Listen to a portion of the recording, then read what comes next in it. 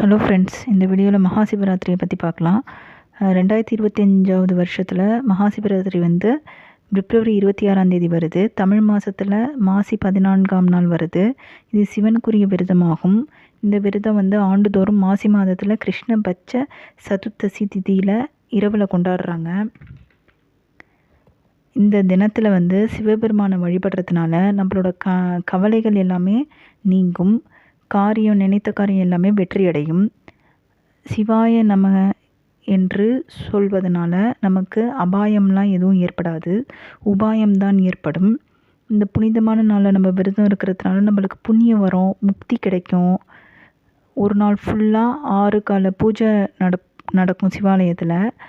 நம்ம போய் சிவாலயத்தில் போய் சிவன் சன்னதியில் அமர்ந்து சிவனுக்குரிய ஸ்லோகத்தை சொல்லலாம். 1008 தடவை ஓம் நமச்சிவாய சொல்லலாம். 108 தடவை ஓம் நமச்சிவாய ஸ்லோகம் சொல்லலாம். நம்மளுக்கு சிவனை பற்றி எந்த ஸ்லோகம் தெரியுதோ எல்லாத்தையுமே சொல்லலாம். இது வந்து அந்த தினத்தில் போய் சிவாலயத்தில் போய் சிவனை வழிபடுறதுனால நம்ம ஒரு வருஷத்துக்கு நம்ம சிவன் கோயிலுக்கு போகிற பலனை அந்த ஒரு நாள்லேயே நம்மளுக்கு கிடைக்கும். இது வந்து சிவனடியார் சிவபக்தர்கள்லாம் காலையில் ஃபுல்லாக விரதம் இருந்து அன்னைக்கு நைட்டு ஃபுல்லாக கண் விழித்து சிவனை வழிபடுவாங்க.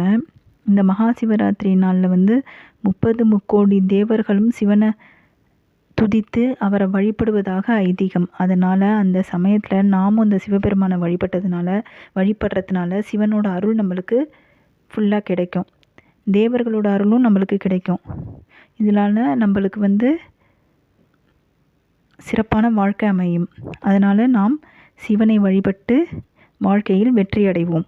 ஓம் நமச்சிவாய நமக.